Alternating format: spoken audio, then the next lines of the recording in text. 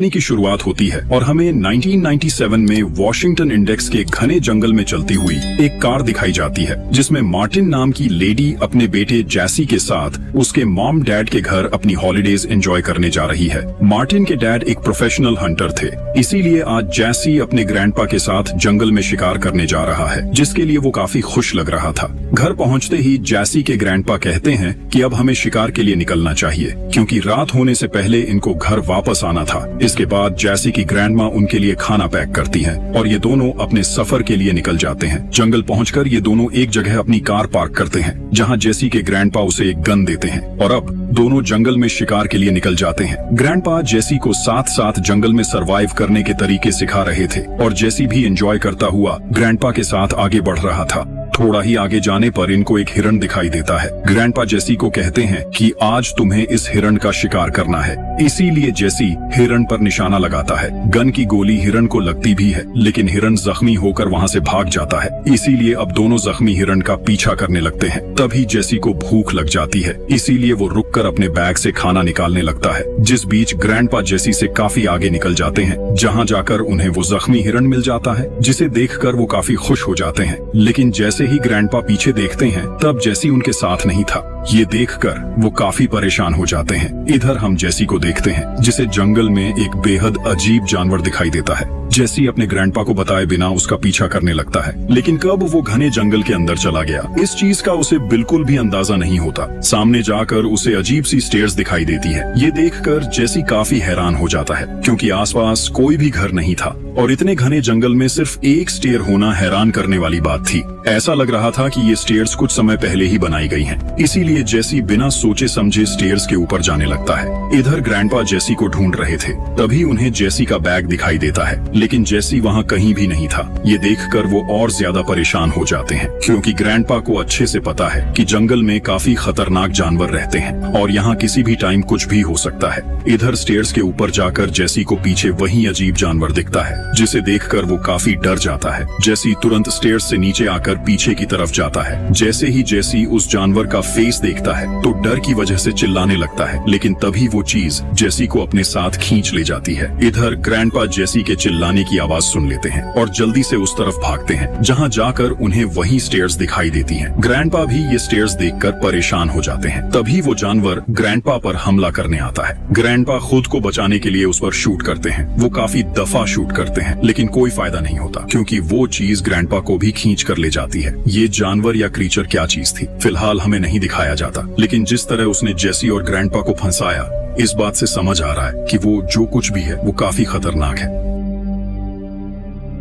Scene cut होता है और हमें आज से 20 साल बाद कुछ कॉलेज फ्रेंड्स दिखाए जाते हैं जो आज इसी जंगल में अपनी वेकेशंस एंजॉय करने जा रहे थे। रास्ते में वो एक स्टोर से कुछ सामान लेने के लिए रुकते हैं जहां शॉप ओनर को इनकी बातों से पता चलता है कि ये लोग पास वाले जंगल में जा रहे हैं। शॉप ओनर इनको वहां जाने से मना करता है, ये बोलकर कि रेड मून के दिनों में आज तक बहुत सारे लोग उस जंगल से गायब हो चुके हैं, इसीलिए उन्हें उस जंगल में नहीं जाना चाहिए। लेकिन इनको लगता है कि शॉप ओनर मजाक कर रहा है, इसीलिए वो लोग उसकी बात इग्नोर कर देते हैं और वहाँ से अपने सफर पर निकल जाते हैं। जंगल के बाहर ये लोग अपनी गाड़ी पार्क करते हैं और सामान पैक करके जंगल के अंदर चले जाते हैं। थोड़ा आगे चलने पर इन्हें एक झोपड़ी दिखाई देती है जो काफी मिस्टीरियस लग रही थी। ऐसा लग रहा था कि यहाँ कई साल पहले कोई सर्वाइवल बना होगा जो अपनी जान बचाने के लिए बनाया गया होगा। अब ये लोग वहाँ से आगे बढ़ जाते हैं। काफी टाइम तक सभी चलते रहते हैं, इसीलिए सभी काफी थक चुके थे, लेकिन ये लोग रुकते नहीं है क्योंकि जंगल में एक पॉइंट पर जाना है जहाँ इन्हें रात के लिए टेंट्स लगाने हैं। रबिका नाम की लड़की एक जगह रुकती है, वो वहाँ पानी पीने लगती है, फिर वो अपने शूज ठीक करती है। जिस बीच उसके दोस्त काफी आगे निकल जाते हैं, लेकिन रबिका को इसका बिल्कुल भी अंदाजा नहीं था।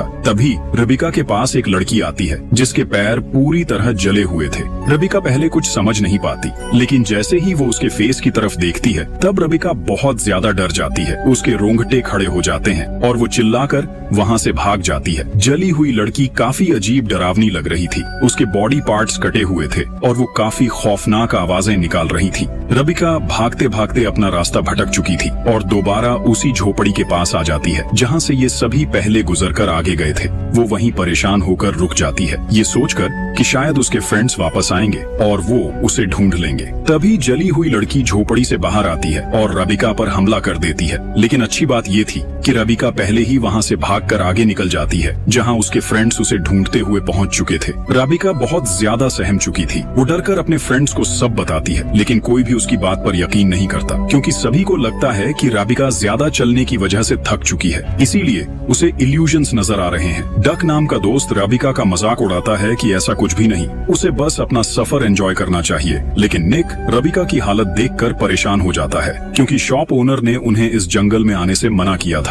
निक को कहीं न कहीं शॉप ओनर की बात पर यकीन होने लगता है। अब दोबारा से सभी दोस्त आगे बढ़ने लगते हैं। जल्दी ही उन्हें अंधेरा होने वाला था, इसीलिए जितना जल्दी हो सके उन्हें रात गुजारने का बंदोबस्त करना होगा। थोड़ा आगे जाने पर उन्हें एक आदमी की आवाज सुनाई देती है, जो बहुत गुस्से में लग रहा था। आदमी सामने एक लड़की से बात कर रहा था, जो कोई और नहीं बल्कि वही लड़की थी, जिसे देखकर रबिका डर कर भागी थी। ये लोग आहिस्ता आहिस्ता उन दोनों के पास जाते हैं, जहाँ आदमी लड़की से बार बार किसी बात पर माफी मांग रहा था, जबकि वो लड़की चुपचाप आदमी के सामने सिर झुकाकर बैठी हुई थी। जब ये लोग उन दोनों के पास जाते हैं तो आदमी का सिर देखते हैं, जिसमें काफी गहरा छेद हुआ था। ऐसा लग रहा था जैसे किसी ने आदमी का दिमाग निकालकर खा लिया हो। सामने बैठी लड़की के हाथ में एक बच्चा था, जो बहुत रो रहा था। सभी दोस्त उन दोनों की मदद करने का सोचते हैं, लेकिन आदमी बस लड़की से माफी ही मांग रहा था। ऐसा लग रहा था जैसे उसे उनकी बातें सुनाई ही नहीं दे रही। लेकिन जैसे ही डक उस आदमी को हाथ लगाता है, तब आदमी सभी को वार्न करता है कि तुम सब यहाँ से चले जाओ, नहीं तो कोई भी जिंदा नहीं बचेगा। आदमी बताता है कि सामने बैठी लड़की मेरी वाइफ है और उसके हाथ में मेरा बच्चा है, तुम सभी यहाँ से चले जाओ। ये कहते ही आदमी खुद को शूट कर लेता है। लेकिन हैरानी की बात ये थी कि आदमी को कुछ भी नहीं होता, वो बिल्कुल सही सलामत और जिंदा था। तभी उसके साथ वाली लड़की उठकर सभी को अपना बच्चा दिखाती है। बच्चा काफी अजीब था, जो किसी कीड़े की तरह लग रहा था, लेकिन उसका फेस बिल्कुल इंसान के बच्चे जैसा था। ये सीन देखकर सभी दोस्त बहुत ज्यादा डर जाते हैं। उनको कुछ समझ नहीं आ रहा था कि वो क्या करे, इसीलिए बिना सोचे समझे सभी वहाँ से भागने लगते हैं। रबिका तो और ज्यादा डर गई थी, क्योंकि उसने पहले भी उस लड़की को देख रखा था, लेकिन पहले किसी ने उसकी बात पर यकीन नहीं किया, और अब तो सभी ने ये मंजर अपनी आंखों से देख लिया है। अब सभी दोस्त भाग रहे थे और भागते भागते एक सेफ जगह आकर रुक जाते हैं। अब इन्हें समझ नहीं आ रहा था कि इन्हें कहाँ जाना चाहिए, क्योंकि जंगल में भागते हुए ये लोग अपना रास्ता भूल चुके थे। अब जितना भी आगे जाएंगे ये जंगल उतना ही घना होता जाएगा। ये लोग कुछ भी करके जंगल से बाहर जाना चाहते हैं, लेकिन मसला ये है कि अब रात होने वाली है और रात को जंगल और ज्यादा खतरनाक हो जाता है। इसीलिए ये लोग फैसला करते हैं कि अब इन्हें इसी जगह टेंट्स लगाकर रात गुजारनी चाहिए। फिर जैसे ही सुबह होगी ये लोग यहाँ से निकल जाएंगे। अब सभी दोस्त अपना अपना टेंट लगाते हैं और खाना खाकर सोने चले जाते हैं। इनका जंगल ट्रिप इतना खौफनाक होगा किसी ने भी नहीं सोचा था, लेकिन ये तो अभी शुरुआत है। आगे इनके साथ और भी बुरा होने वाला है, जिसके बारे में इन्हें सोचा भी नहीं होगा।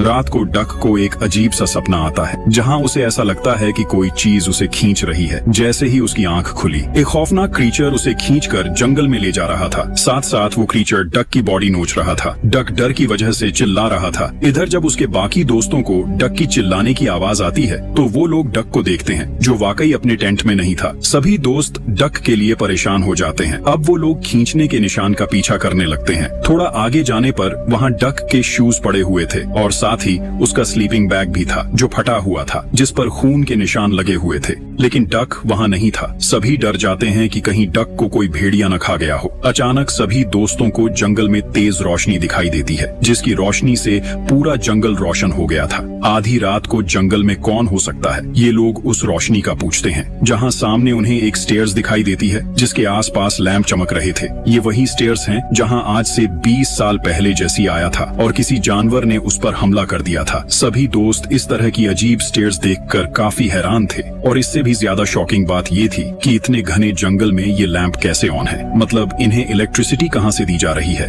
अब जॉश खुद को रोक नहीं पाता, इसीलिए वो स्टेयर्स के ऊपर जाने लगता है। बाकी सभी उसे ऊपर जाने से मना करते हैं, लेकिन वो किसी की भी नहीं सुनता और ऊपर चला जाता है। स्टेयर्स के पीछे इन्हें रेड कलर का डोर दिखाई देता है। इन्हें लगता है कि जरूर डक इसी डोर के अंदर होगा। वैसे भी अंदर से किसी के दर्द से गुड़ाने की आवाज आ रही थी, तो इन्हें कंफर्म हो जाता है कि जरूर डक इस दरवाजे के अंदर होगा। जॉश अब दरवाजा तोड़ने की कोशिश करता है। दरवाजा आसानी से खुल जाता है और जॉश नीचे बेसमेंट में जा गिरता है। ये बेसमेंट काफी भरा हुआ था। ऐसा लग रहा था कि जमीन के नीचे एक अलग ही दुनिया आबाद है। निक भी अब जॉश की मदद करने बेसमेंट में जाता है, जहाँ उन्हें हूबहू डक की आवाज आ रही थी जो उनसे मदद मांग रहा था। अब दोनों दोस्त फैसला करते हैं कि वो बेसमेंट के अंदर आगे जाएंगे ताकि वो डक की मदद कर सकें। जैसे ही ये दोनों थोड़ा सा आगे जाते हैं, वहाँ एक बच्चा एक कोने में बैठा हुआ था जो बहुत ज्यादा डरा हुआ था। ये बच्चा और कोई नहीं बल्कि जेसी ही है, जो आज से 20 साल पहले गायब हो चुका था। जेसी अभी तक छोटा है क्योंकि जमीन के ऊपर जो स्टेयर्स हैं वो किसी दूसरे डायमेंशन के साथ कनेक्टेड हैं। जेसी डरते डरते उन्हें बताता है कि यहाँ से बाहर जाने का रास्ता हमेशा बदलता रहता है। उसने 20 सालों में यहाँ से निकलने की काफी दफा कोशिश की, लेकिन वो यहाँ से बाहर नहीं जा पाया।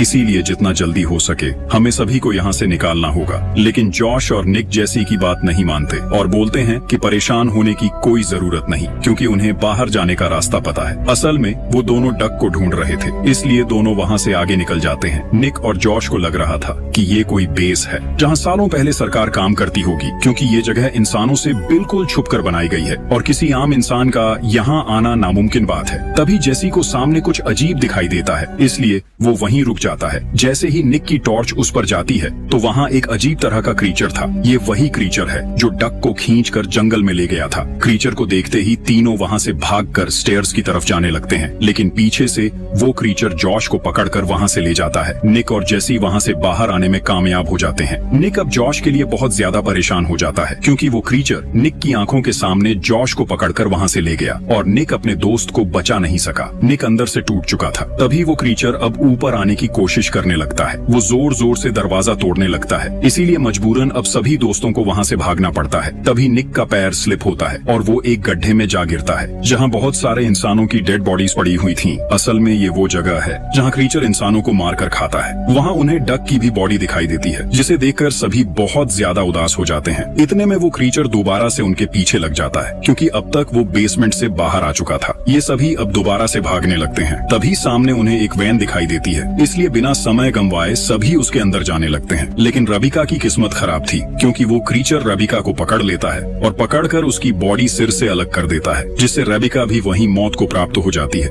इतनी दर्दनाक मौत को देखकर बाकी सभी बहुत ज्यादा डर जाते हैं, इसीलिए जल्दी से वैन का डोर बंद कर देते हैं। इतने में क्रीचर भी वहाँ से चला जाता है। तब जेसी उन्हें बताता है कि इस क्रीचर को कुछ दिखाई नहीं देता, ये बस हमारी आवाज सुनकर हमारा पीछा कर सकता है। अगर हमें जिंदा रहना है और अपनी जान बचानी है तो हमें जो भी करना होगा चुपचाप रहकर करना होगा। अब ये लोग आपस में बातें कर रहे थे। तब जेसी इन सभी को अपना नाम बताता है। जेसी बताता है कि मैं वही लड़का हूँ जो आज से 20 साल पहले गायब हो गया था। ये सुनकर सभी बहुत हैरान हो जाते हैं, क्योंकि जेसी निक के साथ स्कूल में पढ़ता था। ये दोनों एक ही क्लास में थे। स्टेयर्स के नीचे समय बहुत ही आराम से गुजरता है, इसीलिए आज 20 साल बाद भी जेसी छोटा बच्चा ही है। अब थोड़ी देर बाद उन्हें लगता है कि बाहर से खतरा कम हो गया है। वो क्रीचर वहाँ से जा चुका है। अब ये लोग वहाँ से बाहर जाने का फैसला करते हैं, लेकिन निक उन्हें फिलहाल बाहर जाने से मना करता है। लेकिन आखिर कब तक ये लोग इस वैन के अंदर रह सकते हैं? अब ये लोग वैन में कुछ सामान देखते हैं, जहाँ से उन्हें एक गन और साथ कुछ गोलियां भी मिलती हैं। निक और उसकी दोस्त जोड़कर आहिस्ता आहिस्ता बाहर जाने लगते हैं, जबकि जेसी कुछ बर्तन दूसरी तरफ फेंकता है ताकि क्रीचर का ध्यान डिस्ट्रैक्ट हो जाए। लेकिन क्रीचर को निक और उसकी दोस्त का पता चल जाता है, इसलिए वो उन पर हमला करने के लिए उनकी तरफ आता है। वो लोग क्रीचर को शूट करते हैं, लेकिन गोली लगने से क्रीचर को थोड़ा भी फर्क नहीं पड़ता और वो निक की दोस्त पर हमला करके उसे एक ही झटके में मार देता है। निक अब बहुत ज्यादा गुस्से में आ चुका है। वो जल्दी से वैन के अंदर भाग जाता है, क्योंकि उसके पास दूसरा कोई भी रास्ता नहीं बचा। निक के अब सभी दोस्त मर चुके हैं, इसीलिए अगर निक को अपनी जान बचानी है तो उसे इन क्रीचर्स का सामना करना पड़ेगा। निक अब वैन में पड़ा हुआ सिलेंडर उठाता है और उसे खोलकर दूर फेंक देता है। क्रीचर सिलेंडर गिरने की आवाज सुनकर उसकी तरफ अट्रैक्ट होता है। तभी निक एक फ्लेयर जलाकर उसकी तरफ फेंकता है, जिससे वहाँ काफी बड़ा ब्लास्ट हो जाता है। क्रीचर को भी आग लग चुकी थी, इसलिए वो जंगल की तरफ भाग जाता है। लास्ट सीन में हमें दिखाया जाता है कि उन स्टेयर्स में भी आग लग चुकी है। इसका मतलब ये है कि टाइम डिमेंशन अब हमेशा के लिए बंद हो रहा है। निक और जेसी दूर खड़े होकर ये सब देख रहे थे। तब जेसी निक से कहता है कि उसे अपने घर जाना है। सीन कट होता है और हम अगली सुबह कुछ पुलिस ऑफिसर्स को देखते हैं जो इस जगह की इन्वेस्टिगेशन के लिए आए हुए थे। ऑफिसर को वहाँ निक के फ्रेंड्स के साथ साथ बहुत सारे इंसानों की डेड बॉडीज दिखाई देती हैं। तभी जेसी की मॉम और ग्रैंडमा भी वहाँ आती हैं, जो अब काफी ओल्ड हो चुकी थी। वे दोनों जेसी को देखकर हैरान होते हैं, क्योंकि जेसी आज भी वैसे का वैसा ही था। और इसी के साथ ये कहानी यहीं खत्म हो जाती है। आपको मूवी कैसी लगी कमेंट्स में जरूर बताना। Thanks for watching.